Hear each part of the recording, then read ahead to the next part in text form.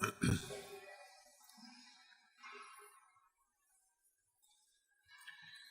तुमकां खूब फाटी अशें सांगता सुस्कारांत आमी जेजूच्या एकवटान आसा म्हणून, पूण आयज आमकां काळोख आनी उजवाड ह्या परी कशे भशेन आमी जेजू सोबे आसा तें दाखयता. आमी स्वतांत आसत तर जाल्यार आमी उजवाडांत आसतल्या, स्वतांत ना जाल्यार आमी काळोखांत आसतल्या. आतां स्वत कोण जाणा, आमी स्वत कितें तें नको. प्रत्येक जाण म्हणटलो हें स्वत म्हाका. आतां आमी तत्वज्ञान ओ फिलॉसॉफी शिकताले तेन्ना आमकां एक स्टोरी आसलेली. हाती आसा न्हय, हाती एलिफंट, कोणें ताका म्हणजे कुड्ड्यांनी ताका हात लायलो आनी ताची पळय सोण आसा तो म्हण लागलो हाती ह्या व्हडल्या हाचे भाशेन पायपा भाशेन, आनी कोणें ताका पांयांक हात लायलो आनी ते म्हण लागलो एक व्हडलो खांबो तो, आनी कोणें ताच्या पोटाक हात लायलो आवय बरें व्हडलें कितें आहा म्हण लागलो. हे भाशेन प्रत्येक जाण हात्याक हात लायलो तेन्ना ताका वेगवेगळे ताचेंच रूप गमन आयलें. पूण हातीच न्हय तो, सगळे जाण सत सांगतात, पूण ताणें वेगवेगळो अणभव ताचो घेतलेलो आसा. हे भाशेन सत कितें तें आमकां केन्नाय कळचें ना. सगळे जाण सत सांगतात, ते ऑपोजीट सांगतात तेंय सत. ताका लागून आमी खूब गोंदळांतूय पडटा. सत कोण जावन आसा? जेजू.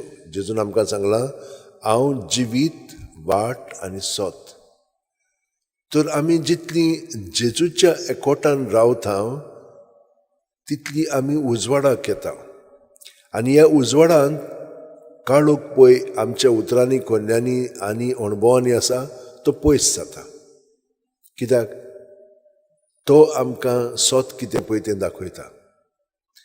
ह्या कारणाक लागून हें जें हांव तुमकां सांगता सदांच ताच्या एकवटान रावात म्हणून प्रत्येक सुस्कारांत, तेन्ना आमी कितें करता, आमची चिंतना आमची भावना सुस्कारांतल्यान जेजूचेर दवरता.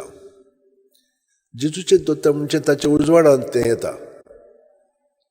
ताचो उजवाड तांचेर पडलो म्हणटच आमकां स्वत कितें पळय तें कळोंक लागता आनी त्या स्वता पासत आमी जिवंक लागता. कित्याक ताची गोठाय आमकां मेळटा आनी त्या प्रमाणे आमच्यान जिवीत आमचें सारूंक जाता. आतां हांगसर आनिकूय कितें सांगलां पयले वाचपाक, ताच्या स्वतान तर आमी जियेत जाल्यार आमी काळोखान चलचे ना पूण उजवाडान चलतल्या. कितें जावं एक मात्र आमी जाणो जावंक जाय, थंयसर आमकां सांगलां कळीत केलां जुवांच्या चिटींतल्यान की जेजू आमकां पातक्या पासत आमच्या फाटल्यान आसा. तो आमकां रोखडोच पातकांतलो निवाजता. हें ताचें कार्य. आमी तो सत मानत जाल्यार तें आमचें सगळें घडटलें. आमी कोणूय पातकी जावं तो आमच्या फाटल्यान येता. आनी थंयसर आनी कितें सांगलां, आमकां सांगलां की तो आमचेच पासत मरोंक ना आनी आमच्याच पातकां पासत, पूण सगळ्या संवसारांतल्या मनशां पासत तेन्ना आनी फुडें काळा फुडें तो आमचें सगळें आसा. आनी सगळ्यांच्या पातकां पासत ताणें आपलें रगत वारयल्लें आसा आनी तो आमकां ताच्या रोगतान पुसून काडटा. कितल्यो वस्तू आमकां हांगसर कळीत केल्ल्यो आसा आनी हें सगळें सत. ह्या प्रमाणे तर आमी जियेत जाल्यार आमकां कसलीच धास्ती ना. कित्याक देव आमच्या पासत सगळें कोत्ता, फकत ताका आमचो सहकार जाय. आनी सहकार आमी कशें दितले?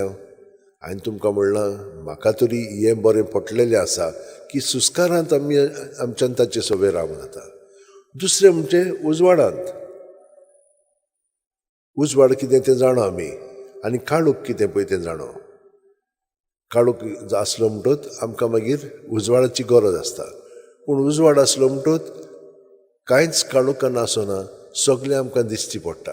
तरी पूण आमकां सगळें दिश्टी पडना, कित्याक आमचें मन फकत थोडेंच घेता, सगळें कांय घेना.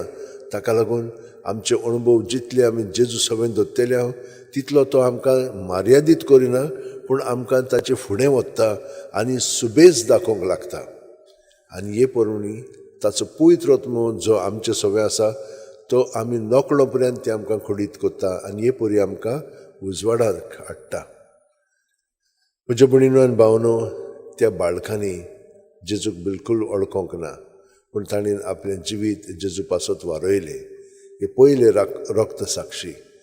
तर आमी आमचें जिवीत जेजूच्या कोटा पासत सदांच ते सारया आनी आमकां व्हडलें मार्तीरपण ना पूण धाकल्यो धाकल्यो वस्तू आमच्या जिवितान येतल्यो त्यो आयल्यो की ना आमी भियोंक फावना. कोण आमकां विरोध करता भियेनाकात तांकां रोखडीच जेजूचे ताब्यांत करात आनी आमचे मदीं कसली भावना उत्पन्न जातात चड करून भिरांतीची ती जेजू सवेन दवरया. रोखडोच तो आमकां तातूंतलो भायर काडटलो आनी तांचीय मनां उजवाडायतलो कित्याक आमी तांकां तसलो प्रतिसाद दिना जो नॅगेटीव आसा पळय तो. आमी जेजू सवेन ताका दुसरेंच कितें सांगतले तो आमकां तें सुचयतलो. ताणें आमकां सांगलां तुमी भियो नाकात, त्या वेळार कितें सांगूंक जाय कितें करूंक जाय तें तुका हांव दितलो. आयज हांव हे भशेन मागता आसतना एकल्या मनशा पासत मागता. इतलीं वर्सां आमचे पेंडोल आसताले न्हय त्यो कोदेली आमकां दितालो तो आनी सोयांत दितालो. तो आयज मरण काल मेलो, फाल्यां ताचो इंतेर. तो हे पटेन आयिल्लो तेन्ना म्हाका अशें दिसलेलें की तो आनी फुडें उरचो ना म्हणून. एकदम कठीण जाल्लें, ताका वयर पर्यंत चडोंक जायनासलेलें. आयल्या उपरांत हांवें ताका देव बरें करूं म्हणलें. तुवें आमकां खूब मदत केल्ली आसा. कितल्यो कोदिली ताच्यो वेतात तो बिलकूल हें करना, म्हाका सांगिना फादर इतल्यो कोदिली गेल्या कांय ना. तो आपले भशेन घेवन आनी एकदम सोयेपणी म्हाका तो दितालो. हे पटेन हांवें ताचें बेसांव घेतलें. हांवें म्हणलें तुजें बेसांव दी म्हाका कित्याक तूं सदांच लोकां पासत हांगसर वावुरताले. कोण नको हे पूण हांव जाणा की तुज्यो कोदेली तूं आमकां दिताय आनी त्यो आमी पूर्ण एक्सपोजिसांक नोयनाच्या आनी फेस्ताच्या दिसांनी वापरता. तर ताचें बेसांव घेतलेलें हांवें म्हणटा आयज म्हाका कळोन आयलें की तो मेलो म्हणून. तर हांव ताचे पासत मागतां. ताणें खूब हांगसर मदत केल्ली आसा. वलेरियो म्हणून ताचें नांव, द कॉस्ता.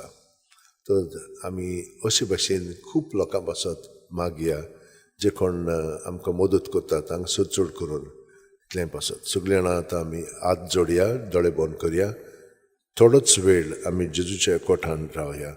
प्रत्येक सुस्कार घेतलो म्हणटच जेजू आमचे कुडींत मनांत ओतम्यांत येता आनी आमकां तो पातकांतली निवारूंक आवडटा. आयच्या वाचपान आमकां ताणें सांगलां आनी आमकां तो पातकांतली सुटका दिता. पूण आमचे पातक आमी ताचे ताब्यांत करया, तें आमी ताका ओपून दिवया आनी तातूंतली तो आमकां सुटका दितलो. जेजू आर्गान दिनवास तुका आनी आमचें जिवीत अदीक आनी अदीक तुज्या सवेन जिवंक आतां आमी तें तुका भेटयता.